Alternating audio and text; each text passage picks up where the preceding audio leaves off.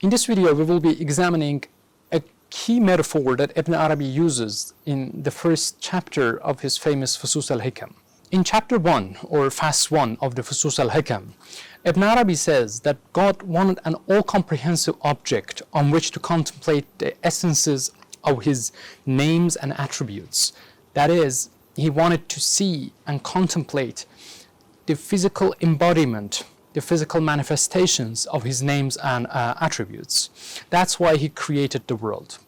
In this perspective, every part of the world is a locus that manifests divine names to a certain degree. And we know from our previous videos that according to Ibn Arabi, the human being has the highest capacity to manifest divine names. What Ibn Arabi calls the perfect man, that is al-insān al-kāmil, manifests and embodies the entirety of divine names. Through this framework, Ibn Arabi puts the human being at the center of the cosmos.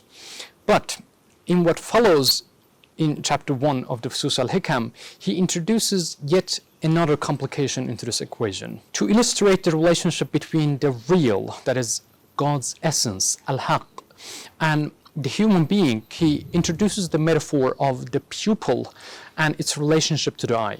He says the relationship between the human being, the perfect man, not every human being, the relationship between the perfect man and the real is like the relationship between the pupil within the eye to the eye itself.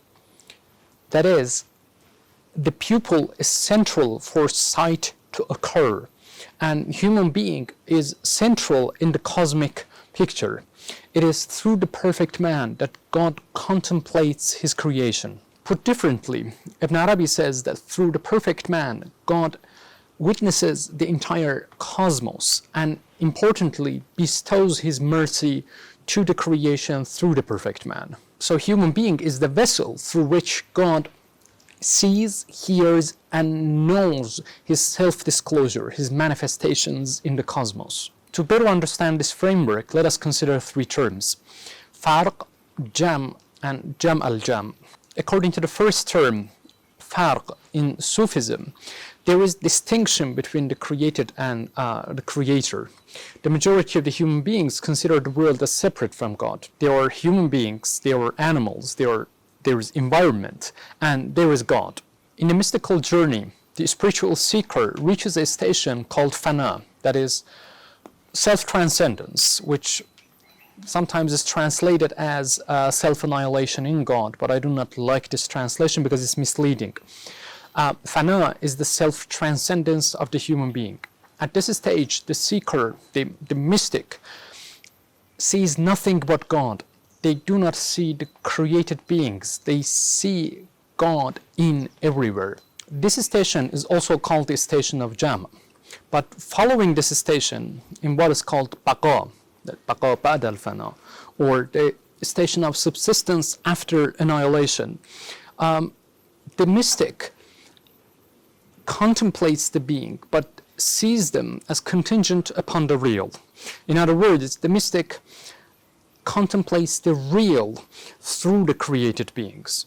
This station is also called sahf ba'd al-mahf, or jam al-jam. Considering this station, I'm putting it next to a hadith in Islamic thought, which says, when God likes the servant, he hears and sees through the servant. What comes out is that, according to Ibn Arabi, the perfect man is the locus, is the fissure through which God sees, hears, contemplates, and knows the created realm. And when he said this, he had in mind this hadith, this Islamic principle. Therefore, the perfect man is the link, the physical link between the creator and the created realm. And this is precisely why the human being, according to Ibn Arabi, is the ultimate purpose of creation. God dispenses his mercy through the perfect man. So the perfect man serves a double responsibility. From God to the creation, he serves as the locus through which God's mercy is spread, is dispensed. And from the created realm to God, he is the locus that presents, that manifests God's names and attributes most perfectly. He is the embodiment of divine names, and he is the mirror on which God contemplates his names and attributes to the highest degree, to the best quality. What is the implication of this framework?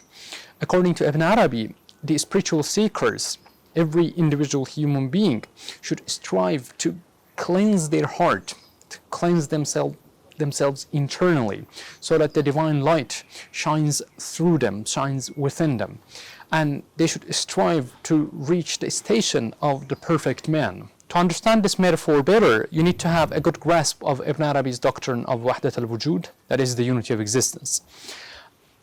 And for that, we have already created another video. You need to watch that. But before we go, my question for you, if the human being, when they become the perfect man, acts as the intermediary between the created and the creator, what responsibilities, what implications would this bring into our lives? No, we're not going to be reaching the station of the greatest perfect man, as Ibn Arabi calls the Prophet of Islam. But still, there is gradation among perfect men. There is also gradation among the prophets. Look at the chronic story of the Prophet Moses and his dialogue with Khidr. Both prophet, but different ranks.